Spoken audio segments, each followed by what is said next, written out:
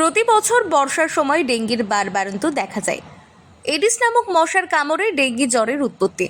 Dengue জ্বরের জীবাণুবাহী মশা কোনো ব্যক্তিকে কামড়ালে সে ব্যক্তি 4 থেকে 6 দিনের মধ্যে ডেঙ্গি জ্বরে আক্রান্ত হয়। এবার এই আক্রান্ত ব্যক্তিকে কোনো জীবাণুবিহীন এডিস মশা কামড়ালে সেই মশাটিও ডেঙ্গি জ্বরের জীবাণুবাহী মশায় পরিণত হয়। এভাবে একজন থেকে অন্যজনের মশার মাধ্যমে ডেঙ্গি ছড়িয়ে থাকে। মূলত জুন থেকে সেপ্টেম্বর পর্যন্ত, বিশেষ করে বর্ষার সময়টাতে ডেঙ্গি জ্বরের প্রকোপ বেশি থাকে। তবে কেউ ডেঙ্গিতে আক্রান্ত হয়েছেন কিনা তা সহজেই বুঝবেন কিভাবে? ডেঙ্গি আক্রান্ত ব্যক্তির কি লক্ষণই বা দেখা যেতে পারে তা নিয়ে বিস্তারিত জানালেন বসিরহাট স্বাস্থ্য জেলার উপমুখ্য স্বাস্থ্য আধিকারিক 2 অনুপম ভট্টাচার্য।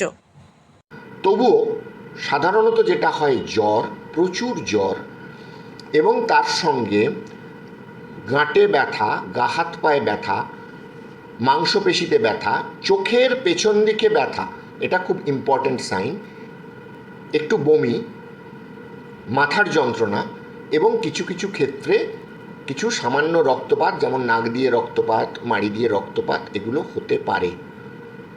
কিছু কিছু ক্ষেত্রে আমরা চামড়ায় ফুসকুড়িও দেখতে পাই, মানে যেটাকে ইংরেজিতে বলে র্যাশ। কিন্তু এছাড়াও একদম সাধারণ জ্বর, আর 5টা জ্বরের মতো জ্বর, সেরকমভাবেও ডেঙ্গু আমাদের শরীরে প্রকাশ পেতে পারে। ফলে এখন জ্বর হলে যদি 48 ঘন্টার মধ্যে জ্বর না নামে, তাহলে কিন্তু ডেঙ্গু নিকটবর্তী সরকারি স্বাস্থ্যকেন্দ্রে গিয়ে ডেঙ্গুর পরীক্ষা করিয়ে নেওয়াটাই উচিত। এই মুহূর্তে স্বাস্থ্য চলছে, আমরা স্বাস্থ্যকেন্দ্র থেকে স্যাম্পল নিয়ে আসছি, কেননা এ তো ডেঙ্গুর পরীক্ষা তো সব ল্যাবরেটরিতে সম্ভব না, এলাইজা মেশিন। তো আমাদের এখানে 5টা জায়গায় এলাইজা মেশিন আছে, বিভিন্ন জায়গাকে আমরা ট্যাগ করেছি এলাইজা মেশিনের সাথে, যেখানে ল্যাবরেটরি আছে সেইখানে আমরা কিন্তু ডেঙ্গু পরীক্ষা করছি।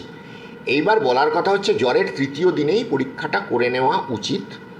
ম্যালেরিয়ার পরীক্ষা জ্বরের 1ম দিনেই, কিন্তু ডেঙ্গুর পরীক্ষা জ্বরের 3য় দিনে করলেই ভালো। তাতে কিন্তু অনেক সময় ফলস নেগেটিভ, মানে ডেঙ্গু হয়েছে কিন্তু পরীক্ষায় ডেঙ্গু ধরা পড়লো না, এই সম্ভাবনাটা থেকে যায়। 3য় দিন থেকে এই সম্ভাবনাটা অনেক কমে যায়। এটা গেল। ডেঙ্গুর সবথেকে মারাত্মক জায়গা যেটা, আমরা যেটা মনে করি জ্বরটা নেমে গেল মানে আমি সুস্থ হয়ে গেলাম, ডেঙ্গুর ক্ষেত্রে ঠিক উল্টো। সাধারণত 3য় বা 4র্থ দিনে জ্বরটা নেমে যায়। যে মুহূর্তে জ্বর নেমে গেল, ডেঙ্গুর প্রাণঘাতী যেগুলো কমপ্লিকেশান বা সমস্যা, তার পিরিয়ডটা শুরু হলো।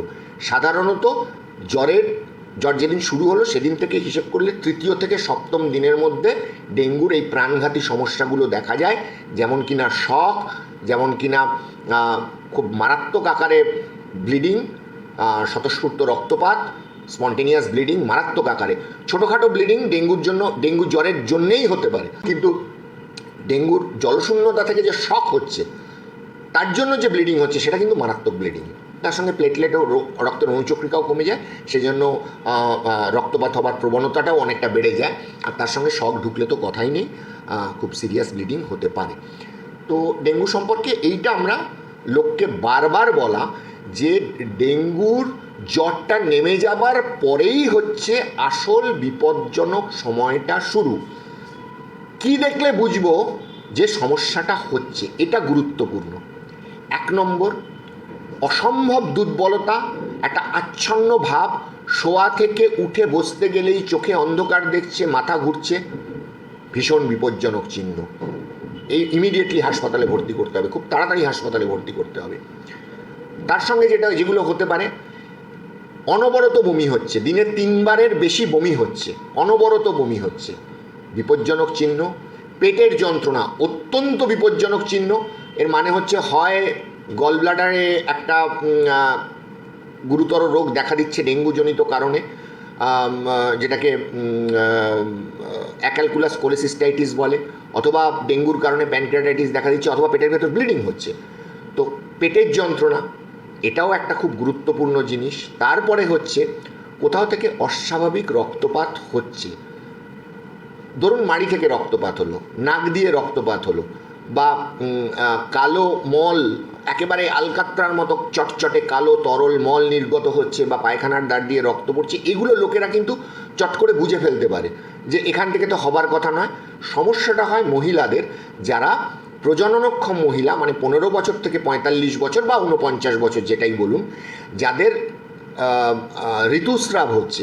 এবার ঋতুস্রাব একটা স্বাভাবিক জিনিস, আমাদের খেয়াল রাখতে হবে এই ঋতুস্রাবটা কি একটু বেশি হচ্ছে, যা হয় সচরাচর তার থেকে বেশি হচ্ছে, বা তার থেকে বেশি দিন ধরে, কারো হয়তো 3 দিন ঋতুস্রাব হওয়ার কথা, তার 5 দিনেও ঋতুস্রাব হচ্ছে না এবং প্রচুর পরিমাণে স্রাব হচ্ছে, অথবা তার সময় নয় তখন ঋতুস্রাব হবার, 7 দিন আগে ঋতুস্রাব হয়ে গেছে, আবার নতুন করে ঋতুস্রাব দেখা দিল, অত্যন্ত বিপজ্জনক চিহ্ন। তার সঙ্গে আরও যেগুলো বুকে ব্যথা হচ্ছে, শ্বাসকষ্ট হচ্ছে, এগুলো তো খারাপ চিহ্ন বটেই, রোগীকে হাসপাতালে দিতে হবে।